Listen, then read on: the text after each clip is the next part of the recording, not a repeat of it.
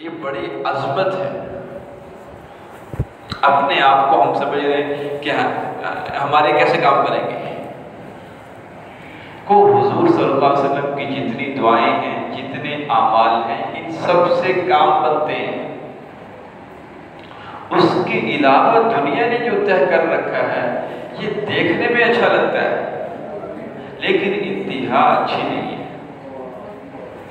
اور طرح طرح کی آدمی کے اندر جب دین سے دور ہوں گے تو غلط افکار پیدا ہوں گے، غلط نظریے خود بخود پیدا ہوں گے. دین کے علاوہ جس کو بھی سنے گا،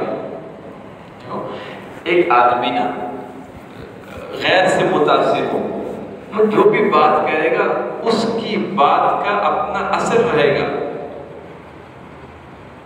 حضرت عمر رضی اللہ تعالیٰ بیٹھ کے توریت کی زبور کچھ کتاب پڑھ رہے ہیں اور اللہ کی کتاب ٹھیک پڑھ رہے ہیں تو حضور علیہ السلام کا چہرہ بدل گیا، سرخ ہو گیا. حضرت ابوبکر نے حضرت عمر سے کہا کہ تم دیکھتے نہیں حضور کو کہ کتنی ناگواری آ رہی ہے آپ کے چہرے پر؟ فوراً کتاب بند کی. پھر متوجہ ہوئے. حضور نے فرمایا کیا تم میرے بتائے ہوئے طریقے اور اللہ کی دی ہوئی احکام کے بارے میں شک میں ہو؟ کہا نہیں یا رسول اللہ، ویسے ہی پڑھ رہا ہوں. ہم بھی ایسے کر پھر سارے کام سیکھ لو. سیکھ رہے جس کی ضرورت ہے وہ بھی سیکھو، چلو جس کی ضرورت نہیں ہے وہ بھی سیکھ رہے ہیں، اس میں پڑھ رہے ہیں. تو پھر اللہ کی بات اور اللہ کے نبی کی بات دل پہ کیسے اثر کرے گی؟ جس آدمی کی جو کتاب پڑھیں گے، جس آدمی کا جو بیان سنیں گے، جس نظریے کا، جس مذہب کا وہ مالک ہے، اس کا اثر ضرور آئے گا طبیعت میں، ضرور آئے گا. صحابہ کرام، صحابہ صحبت سے بنے، تربیت سے بنے کہ حضور علیہ السلام کی ذات مبارک میں اثر ہی اتنا تھا. ایک لمحے حضور جس کو دیکھ لے ایمان کی حالت میں، یا آدمی اس کو دیکھ لے، دیکھے نہ بیٹھ جائے حضور کی مجلس میں، اس سانس میں ہوا لے جہاں پہ حضور موجود ہو، اس کے درجے مراتب تمام دنیا کے انسانوں سے بڑھ جاتے ہیں. یہ آپ کی ایک منٹ کی ایمان کی اتنی طاقت تھی. تو آپ اور میں بھی اسی اعمال کے ساتھ بندھے ہوئے ہیں، اسی دل کے ساتھ بندھے ہوئے ہیں. امت کو اللہ نے جو کام عطا فرمایا ہے، اپنے کام پہ لگے. جو اللہ کے کام ہیں وہ اللہ کریں گے. ہم اللہ والے کام پہ سوچ رہے ہیں صبح کیسے ہوگا یہ کام، اور اللہ کے جو کام ہمارے ذمے ہیں ہم کہہ رہے ہیں یہ معاف ہو جائے. اس میں ہم کوئی سر پیر نہیں مار رہے. کیسے پوری انسانیت کی مغفرت ہو جائے. حضور علیہ السلام کو یہ دکھ تھا کہ قیامت تک کہ انسان ہر آدمی تک محنت پہنچے. یہ حضور نے سوچا تو ہم بیٹھے اپنے چند لوگوں کو دیکھتے بہت ہو گیا. تو یہی کام ہر مسلمان کا ہے. وَتَبَاسُوا بِالْحَقِّ وَتَبَاسُوا بِالصَّبْرِ. جتنی مصیبتیں آئیں، جتنی آزمائشیں، ابتلائیں آئیں، اللہ کے احکام پر جم جائے، یہ کامیاب ہوں گے. والعصر، قرآن میں سورۃ العصر، یہ بڑی زبردست آیت ہے کہ ہر زمانے کے لوگوں کے، ہر سن، ہر زمانے، ہر شہر کے، ہر ملک کے لوگ نقصان میں جا رہے ہیں. 2023 میں آپ بیٹھے، بڑا ترقی کا دور ہے. اللہ کہہ رہے سب گھاٹے میں، سب نقصان میں. کون بچیں گے؟ جو ایمان عمل صالح اختیار کریں گے، ایمان لائیں گے. ایمان اللہ نے بہت سو کو عطا فرمایا، عمل صالح پہ جمیں گے اور اس کو لے کے دنیا میں پھریں گے. وَتَبَاسُوا بِالْحَقِّ. تواسی ایک دفعہ کہنے کو نہیں ہوتا، بار بار آدمی ایک عربی کا لفظ ہے تواس، واسا یواسی، بار بار آدمی حق کو بات پہنچا رہا ہے، بار بار کر رہا ہے، ایک دفعہ کہنے سے پیچھے نہیں ہٹ رہا۔ بھئی ایک دفعہ دعوت دی ہم نے، یہ ایک دفعہ حق کا پیغام دیا، اب ہو گئی چھٹی، ایسا نہیں ہے۔ ہمیں حکم دیا گیا ہے کہ تم بار بار حق کو آواز لگاؤ، اور تمہیں ہر بار مصیبتیں آئیں گی، ہر بار تانے آئیں گے، ہر بار لگے گا کہ بھی دنیا لٹ گئی، ایسا لگے گا، حالات بگڑ گئے، مال جاتا نظر آئے گا کہ نقصان ہو رہا ہے آپ کا، نوکری جاتی نظر آئے گی، بعض ملکوں میں آپ کا داخلہ منع ہوگا، لیکن وَتَوَاصَوْا بِالصَّبْرِ، صبر کے ساتھ جمے رہیں، صبر کے ساتھ۔ تو میرے عزیز دوستو، ہمیں اپنے آپ کو صحیح کرنے کی ضرورت ہے۔ اللہ نے اس کا باقاعدہ حکم دیا ہے کہ تم ٹھیک بات کہو، وَقُولُوا قَوْلًا سَدِيدًا، ایسی بات جس سے دنیا آخرت کا نقصان نہ ہو رہا ہو، فتنے نہ برپا ہو، آخرت کا نقصان نہ ہو، یہ صحیح بات۔ اور ایک اور جگہ پہ ہے، جتنے بھی مصیبتیں امتحان آئیں گے دعوت کا کام کرتے ہوئے یا اسلام اور مسلمانوں کے طریقوں پہ چلتے ہوئے، حضور علیہ السلام کی زندگی پہ چلتے ہوئے، بڑے بڑے عقل مند لوگ ہیں جو اپنے آپ کو سمجھتے ہیں کہ ہم عقل مند ہیں، ایسے غلط فیصلے کرتے ہیں کہ ان کو ایک عام آدمی بھی کہہ دے کہ بھئی کیسا جاہلانہ فیصلہ ہے، اس لیے کہ وہ خواہشات کے تابع ہوتے ہیں، وہ نظریے خواہشات کے تابع ہو کے فیصلے کرتے ہیں، اور جب خواہشات کے تابع ہو کے کوئی آدمی فیصلہ کرے گا درست نہیں ہوگا۔ ایک حدیث یاد آ رہی، شاید بخاری شریف میں بھی ہے، حدیث شریف میں یہ ہے کہ دو بھوکے بھیڑیے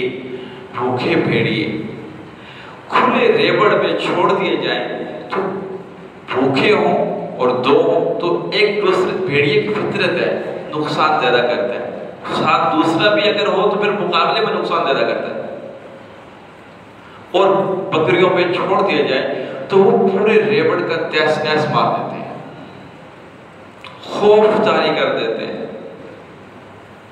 دو بھوکے بھیڑیے کا یہ اتنا نقصان نہیں کرتے جتنا آدمی کو اس کے عمل کو، اس کی تربیت کو نقصان دو چیزیں کرتی ہیں، حب جاہ اور حب مال۔ اور یہ بڑا بننے کی شوق، عزت مارکیٹ میں طلب، پروٹوکول ہر جگہ میرا اچھا تذکرہ ہو، حب جاہ۔ بعضوں کو حب جاہ ہوتی ہے، حب مال نہیں ہوتا۔ بھئی یہ کیوں؟ صدارت حکومت میں بھی اچھا لگتا ہے، گاڑی پہ جھنڈے لگے ہوں، لوگ سلوٹ مار رہے ہوں، حب مال کو نہیں کرنا، کرپشن نہیں کرتا دیکھنے میں، یا مال کی محبت ہے، یہ دونوں دین کو برباد کر دیں گے، معاشرے کو برباد کر دیں گے۔ ہمیں یہ سمجھایا جا رہا ہے کہ شاید کچھ چیزوں کو چھوڑ کے کچھ چیزیں لیں گے تو نقصان ہوگا، کبھی مال کمانے کے دام میں ہے تو وہ نقصان کرے گا، عام طور پہ یہ سب کو پتا ہے کہ یہ نقصان کرے گا، لیکن جو حب جاہ کا غلام ہے یہ بھی نقصان کرے گا۔ ہمارے یہاں اس کا کوئی قانون نہیں ہے، کوئی ہے کہ بھئی اس کو محبت تھی عہدے کی لہذا اس کو نہ دیا جائے، ایسا کوئی، یا تو بڑھتا ہی حب جاہ والوں کو ہے۔ تو حب جاہ بھی ایک زہر ہے جو آدمی کو برباد کر کے رکھ دیتا ہے، اور اس کا فائدہ کیا ہے، اور یہ کس کے سہارے پہ آدمی حاصل کرتا ہے؟ لوگوں کے کندھوں پر، کہ لوگ مجھے اچھا کہیں، میرا تذکرہ اچھا ہو، جہاں جاؤں تو پتہ لگے فلاں صاحب ہے، فلاں صاحب۔ ایک اور حدیث میں آتا ہے ایسا آدمی جب مر جائے نا، ایسا آدمی حب جاہ کا طلب والا، اور مارکیٹ میں اس نے نام بھی کمایا کہ یہ فلاں صاحب ہے، فلاں پتہ نہیں ثابت وزیر ہے، یہ ثابت فلاں ہے، یہ ساری جو اس کے طلب میں ہو، یہ اگر مر جائے کیونکہ اس کے اندر محبت تھی، خود ٹھیک بھی نہیں تھا، تو فرشتے اس کا حساب کرتے ہیں کہ بھئی لوگ تمہارے بارے میں کہہ رہے ہیں کہ تم بڑے سردار تھے، تم سردار ہو، یہ معافیاں مانگے گا، میں سردار نہیں ہوں۔ جوتے پڑھ رہے ہوں گے جب لوگ کہیں گے یہ سردار ہے، ہاں جب باہر دنیا میں لوگ کہہ رہے ہوں گے کہ یہ بہت بڑا سخی تھا، فرشتے پوچھیں گے بھی تو واقعی سخی ہے، کہ میں سخی کوئی نہیں، میں نے تو سارا ایسے کیا ہوا تھا، لوگوں کو کہلوایا ہوا تھا، تب بھی اس کو وہاں جوتے پڑیں گے، اس کو تکلیف ملے گی اس پر۔ تو حب جاگا دیکھنے میں کوئی فائدہ نہیں ہے، اور سب سے خطرناک ترین جس مرض میں ہم مبتلا ہے۔ بات کہاں ہو رہی تھی؟ کہاں سے ہم اس طرف آئے؟ یہ حدیث 2 کیوں آ گئی؟ اس سے پہلے کیا بات ہو رہی تھی؟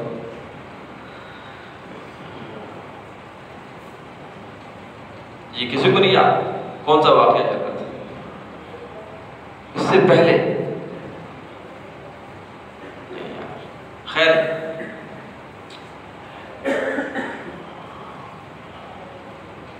ہاں تو کہنے کا مقصد یہ ہے کہ ہمیں اپنے آپ کو سنبھالنے کی ضرورت ہے، اپنے آپ کی نگرانی کرنے کی ضرورت ہے۔ آزاد چھوڑیں گے نقصان ہوگا، نقصان کریں گے۔ تو دنیا میں ایک آدمی نام کمائے، آخرت میں جوتے پڑ رہے ہو، اس نام کا کوئی فائدہ نہیں ہے۔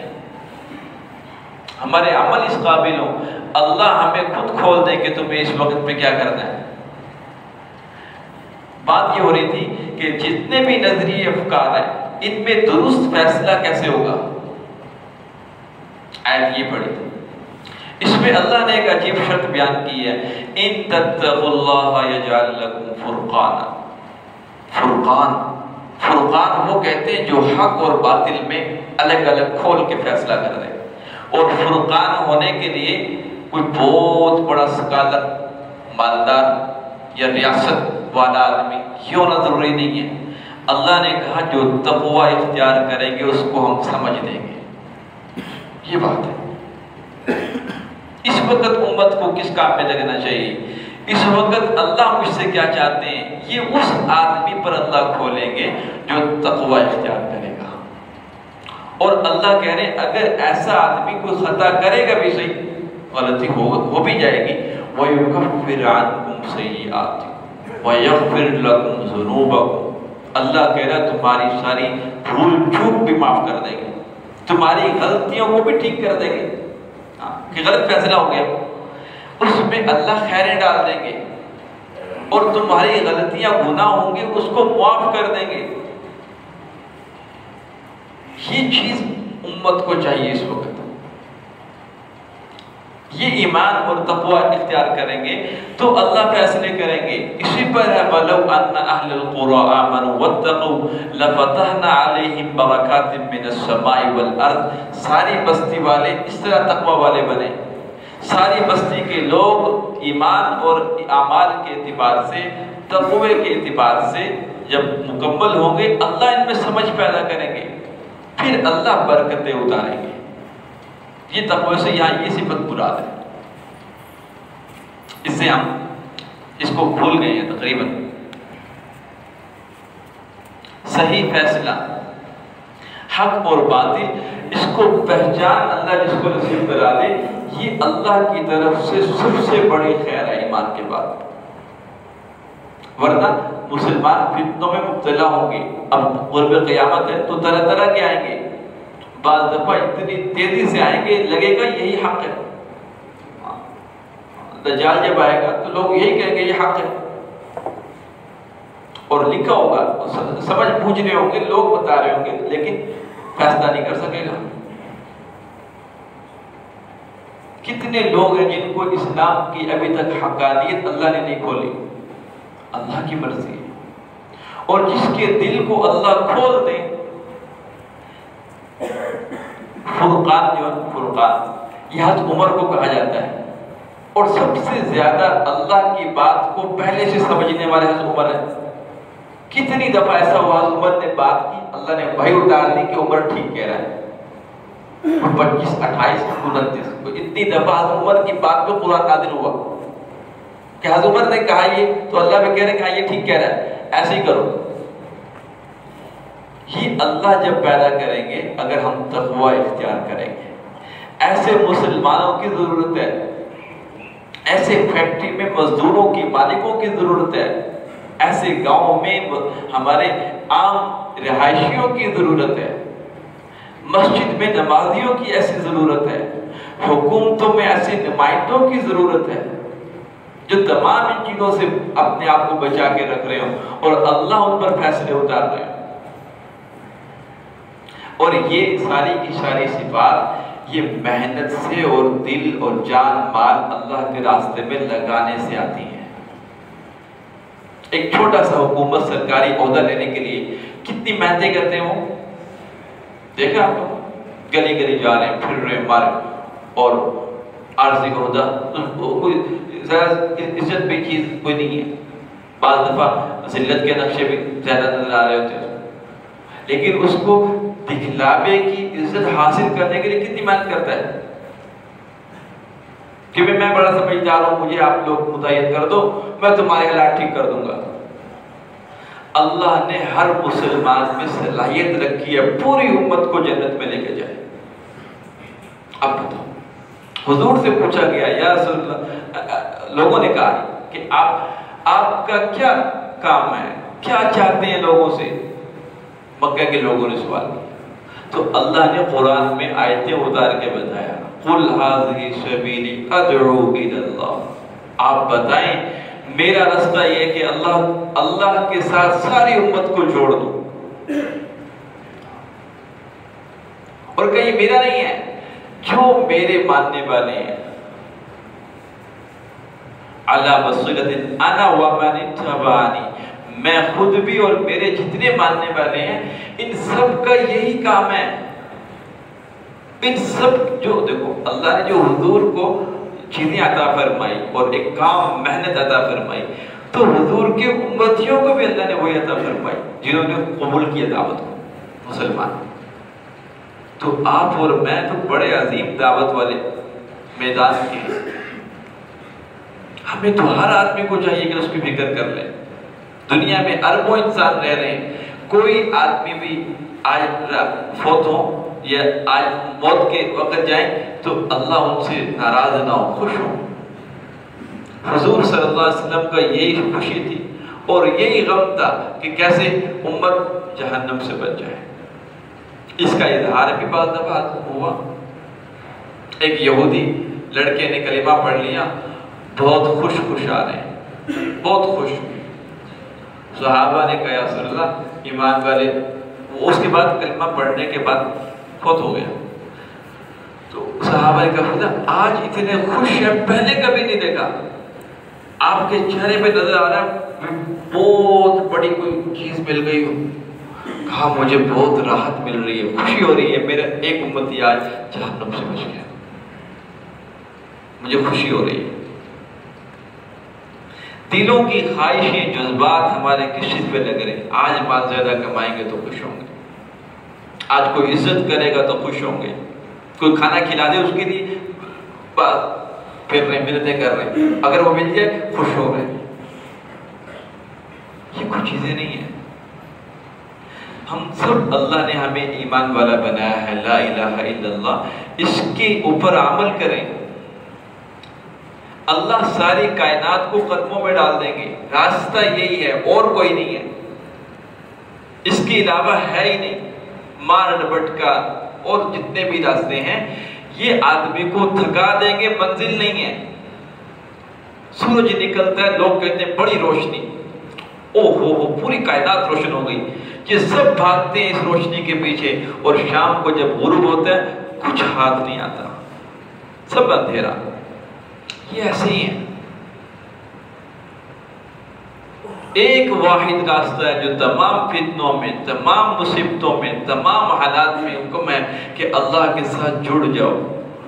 فَفِرُّوا إِلَى اللَّهِ، انی لکم منہ نذیر مبین. قوم عاد، قوم سمود اور قوم نوح، قوم ابراہیم، یہ جتنی قومیں ان کو اللہ نے تباہ کیا. جن کو بچایا کس بنیاد پہ بچایا؟ کیا بنیاد ہے بتائیں؟ بنی اسرائیل کو اللہ نے نجات دی، فرعون سے کس بنیاد پہ دی؟ حکومت، طاقت، معیشت، معاشرت. یہ سب چیزیں جزوی ہیں. اللہ برکتیں اتاریں گے. محنتیں اب بھی کر رہے ہیں لیکن آخرت کی محنت زیرو. تو آج سے سب نیت کریں اپنے آپ کو اللہ کے تابع کریں گے، حضور صلی اللہ علیہ وسلم کے تابع کریں گے. ہمارے دل اور جانیں کھینچ رہی ہر مصیبت میں کھینچ رہی ہو اللہ کی طرف. جیسے چھوٹا بچہ ہوتا ہے، اس کو کوئی مار دے تو بھی ماں کے پاس جائے گا، بھوک لگی تب بھی ماں، پیاس لگی تب بھی اماں سے کہنا ہے. ہر ایک مسئلے میں اماں کو سمجھتا ہے کہ یہی ہے، یہی کر رہی ہے. جب تھوڑا بڑا ہو گیا اب کہتا ہے نہیں، میری پلاننگ، میرا سٹائل، میرا یہ سارا میں کرتا ہوں. جیسے ماں کے ساتھ بچہ جڑا ہوتا ہے، کم سے کم مسلمان اتنا تو اللہ سے جڑا ہوا ہو. کیا خیال ہے؟ آج سے کریں گے ہر کام میں اللہ سے مانگیں. اور مدد اللہ کی آتی ہے عمل پر، بغیر عمل کی مدد نہیں ہے، ضابطہ نہیں ہے. اللہ کر دے بادشاہ ہے، لیکن عمل آپ لوگوں نے کیا پھر مانگا، اللہ کہہ رہے آپ دیں گے، آپ دیں گے. کیا خیال ہے؟ سب کریں گے. اللہ عمل کی توفیق عطا فرمائے. سنت یہ بڑی عظمت ہے. اپنے آپ کو ہم سمجھ رہے ہیں